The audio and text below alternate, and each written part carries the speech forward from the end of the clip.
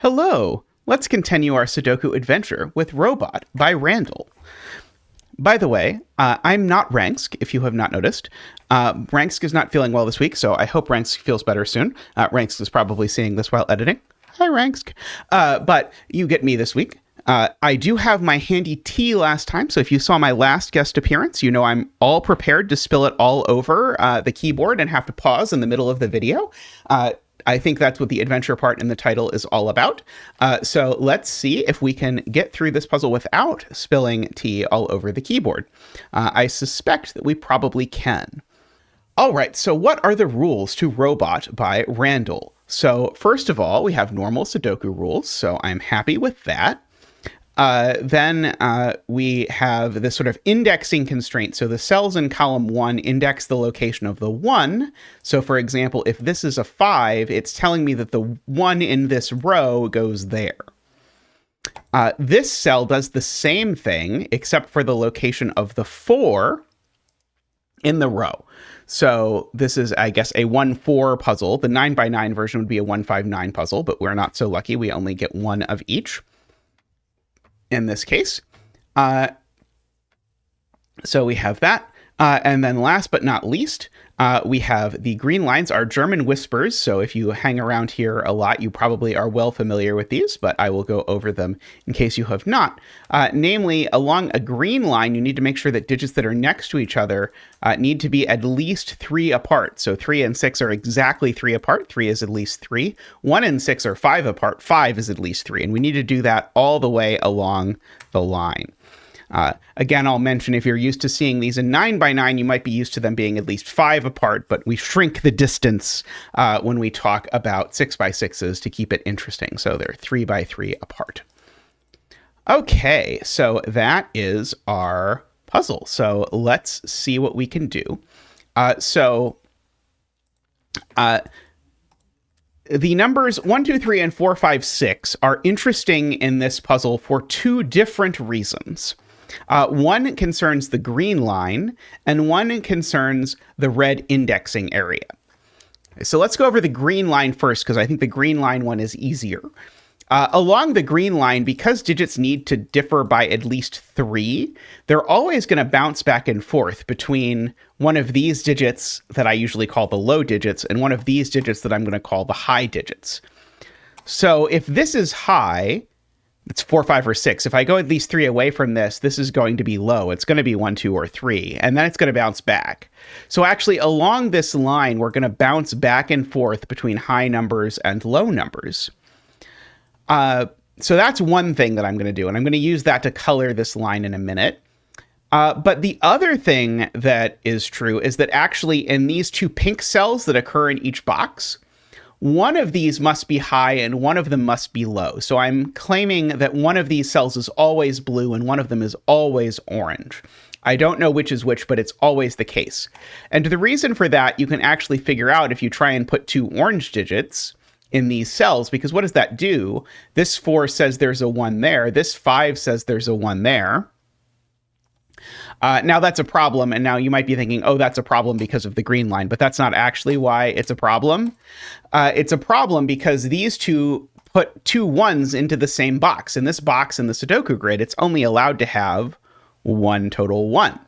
And so if you think about it, 4, 5, and 6 all index into box 2. If I put any number of 4, 5s, and 6s here, they always index into box 2. Well, only one of the numbers in box 2 is a 1, so I can only have 1, 4, 5, 6. Likewise, if I do 2 and 3, I end up with the same sort of problem, except I put 2 things in box 1. The 1, 2, 3 gets, so to speak, indexed into box 1 whenever I use a 1, 2, or 3 here. And exactly the same logic applies in all of these sets of 2 cells. There's always 1 high and 1 low. Okay. Now, to start with, I don't actually know whether this cell is high or low. So I'm going to color it yellow. And yellow is sort of a Schrodinger state between high and low. And I don't know if this is high or low either, but I know whichever one it is, it's the other one. So if you are a math person and you like the sort of weird notation where you've got a plus minus and then a minus plus for the opposite one, where it's sort of, I don't know what this is, but this is, I don't know what this is either, but I know they're opposites. That's what I'm using this coloring for. And so now whatever this is, I don't know what is, but it's not purple. And the only two states are purple and yellow. So I can actually continue this all the way along this line like this. So we have here yellow, yellow, yellow, purple, purple, and sort of bouncing back and forth. And again, there's two real universes here, and this quantum state will collapse at some point.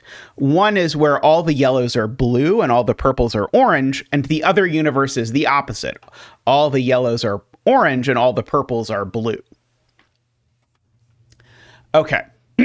So there's a few things you can notice from that. So one of them is that there's in every row and every column and every box, there are going to be a total of 3 yellows and 3 purples. So in column 5, for example, I have the 3 yellows, so these all must be purple. And in column 4, I have the 3 purples, so these must all be yellow. So I have that going on. Now, there's one more thing that I should probably think about with the whispers, which is that actually it's not like entropic lines, if you've seen those, where things just sort of bounce around haphazardly. Actually, it's a lot worse to put a 3 on a line than it is to put a 1 on a line. And the reason for that is that 1 is 3 away from all of 4, 5, and 6, whereas 3 is only 3 away from 6. So it's actually, in a weird way, it's the inside numbers that are the sort of quote unquote the ugliest. It's the numbers that are the worst to put on lines. They're the ones no one wants to be with. So 3, if you like to think about it this way, 3 is barely tolerated by 6 and just outright tolerated by no one else. And 4 is the same way, except 4 is only tolerated by 1. That's going to be a real problem if I try and put a 3 here in this cell. Because if I put a 3 here in this cell, well, the only thing that tolerates 3 is 6, but the only thing that tolerates 3 is 6. And so I can't put a 3 here. I can't put a 4 here either for exactly the same reason. But there is a purple 3 or a purple 4. Remember, there's these two universes where purple's either 1, 2, 3 or 4, 5, 6. So either there's a purple 3 or a purple 4. Can't go here either. So the purple 3, 4 in column 4 has to go there. And likewise, the yellow 3, 4 in column 5, it can't go here either, because again, these would need to both be 1 or both be 6. It can't go here because these would need to both be 1 or both be 6. So the yellow 3, 4 in this column goes here. Now, if I sort of follow along with that, I have to sort of live in the ambiguity, embrace the ambiguity for a bit, because this 3, 4. If it's 3, it only goes next to 6. If it's 4, it only goes next to 1. And so actually, I know that these two cells are both the yellow 1, 6, and this is the purple 1, 6. Okay. And these two, keep in mind, there's only one yellow 1, 6. So I would usually mark this by sort of ketchuping them just to remind myself these two are exactly the same digit. Okay. I'm not going to do that here. Because it might make ranks cry, but I will just note that those are the same digit. Okay, so I should think about what is happening here indexing-wise. So this is a 3 or a 4, and so this is telling me, remember, the location in the row of the 4. Actually, I'm going to start with this one. This is telling me the location in the row of the 4. And so if this is a 1, it's telling me the 4 is there. If this is a 6, it's telling me the 4 is there. Okay. Now, I don't think either of those is immediately problematic. You might think, oh, if this is a 6, it tells me the 4 is there, and that means that's a 3.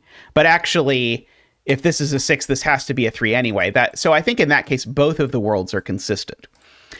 Here, though, I think we have a problem. If this is a 4, it tells me the 4 is here. Great. If this is a 4, I agree this is a 4. The actual problem, though, is if this is a 3. If this is a 3, it tells me the 4 is here. However, that's a pretty big issue because 3 and 4 are not 6 apart. Or sorry, not 6 apart. It's not 6 apart in any size. These 3 and 4 are not 3 apart. They're 1 apart. In particular, 4 is neither 1 nor 6. So this can't actually be a 3. So this is actually a 4. And now that's going to have many consequences in the grid. But one of them is that it is going to have told me that purple is actually... See, I made a mistake there because 4 is low in 9x9s, but 4 is not low in 6x6s. 4 is actually high. So purple was actually orange, and yellow is actually blue. And so we get all of these digits. So the 4, again, only goes next to the 1s. This is high, so it's not a 1, it's a 6. And this is low, so it's a 3. And now we get a 2 there because that's the only low digit left in the column. And now there's a 5 here because that's the only high digit left in the column. And all of these, and here's my biggest tip for you for an indexing puzzle. Remember, as soon as you fill a digit into one of the pink columns to actually fill in the digit. Because, and you will probably get to make fun of me in the comments because probably this will not be probably I will forget even in this very video because I am terrible at this, but this 5 is in an indexing column. So this 5 tells me that's a 4, and this 6 tells me that's a 4. So it's orange. And so all of these are blue. Boy, I'm not good at that today. All of these are blue because now that's all the oranges for the row. And now this is all the blues for this box. So all of these are orange. This is all the oranges for this box. And so that is blue. Also, you know what the last orange is in this box. It's a 5. 4 and 6 are the others. And we know what the last orange in this column is. It's a 6. So we get all of that. I also know what this digit is. Namely, this digit can't be a 3. We already went over why this digit is not a 3 before. It would make both of these 6. There aren't enough people who can stand being in a room with 3 in order for me to make this a 3. But it's also not a 1 because there's a 1 Sudoku-logically in the column. So the only digit this can actually be is a 2. And that tells me that neither of these is a 4 because no one likes being with 4 except for 1. But 2 is not 1. 2 can't stand 4. So these are a 5-6 pair. And so that's actually going to tell me more digits. It's going to tell me that this digit is a 3. If you look down here because it's a low digit. And this digit is this digit is a 4. Now I have a little more coloring I can do. But before I do that, I should note the opposite of the thing I noted previously, which is that I've placed a 4 in the grid, and the 4 can be indexed. Namely, this digit here needs to index the 4. Also, some of you in chat will have noticed I placed 2 1s in the grid and proceeded to immediately not fill in either of them. But the 1s, every time you fill in a 1, it gets indexed. So I said every time you place a digit in pink, you have to remember to place the digit it indexes. Every time you place a 1 or a 4 in the grid, you have to remember to check the pink and make sure that the digit that indexes it is there. So this 1 goes in the 3rd spot. This 1 goes in the 5th spot. So I have those as well, which makes that a 6 and that a 5, if you look at that. So that is low and that is high. Now, this digit is actually what I would call a naked digit. This digit is low, so it's a 1, 2, or a 3, but it sees 1 and 2, so this digit is a 3. And now, again, I have to remember Zeta to index the 3. And now the last digit in the row is a 2. So now we can do a little bit more coloring. And even better than coloring, we actually get to digit these. Oh, I'm sorry. I should take that back. Putting in digits isn't better than coloring, but putting in digits is good for the soul anyway. Chicken soup for the Sudoku soul or something. This digit is blue now because of the column. And now this digit is a naked blue because it's a low digit that's not 2 or 3. So this is a 1. And now there's 2 different ways we can get this digit, either by noting that it indexes the 1, so it's a 2, or that it's the last low digit in the row, whichever one you like. So we've got all of that. This is now a 3 because that's the last digit in the column. This digit is orange because I've got all the low digits in the column. So that is always great. And now we've got that. Okay, so one of these is a 1. If I fill that in, that's not super exciting. Actually, let me fill in the easier thing. This is a 1 because it's the last digit in the column, not even the last blue digit. It's literally the last digit. And as soon as that's a 1, it means this is a 4, which then means this is a 6. And now this is the last digit in this column, so it's a 1. And now that's going to let me finish my coloring. So that goes there, that goes there. Okay, so I think I have my coloring. We got this perfectly banded coloring all the way along. I was curious if we were going to get that. And now we can just fill in, like that's a 6 and that's a 5 just by Sudoku. That's a 3 and that's a 6 just by Sudoku. And that is a 1. And we have completed Robot by Randall. Also, I think the robot is meant to be this little figure. So I always have trouble sort of interpreting exactly how the sort of title is there. But I think the robot is standing here staring at us. And so that is Robot by Randall. To wrap up, I suppose I should invite you over to my stream where I stream puzzles. So I stream puzzles on Zeta Math Does Puzzles on YouTube. So you can check out, I stream a couple days a week. My husband streams a day a week as well. If you've heard anyone in the background, I've tried to sort of hide it, but my husband's actually streaming Sudoku puzzles right now. So if you've heard any noise in the background, it is him streaming puzzles while I record these. So apologies about that. But anyway, please do join us, youtube.com/ZetaMathDoesPuzzles. I'd love to see you around. And I'll certainly be saying hi to all of you in the comments. So great to meet you.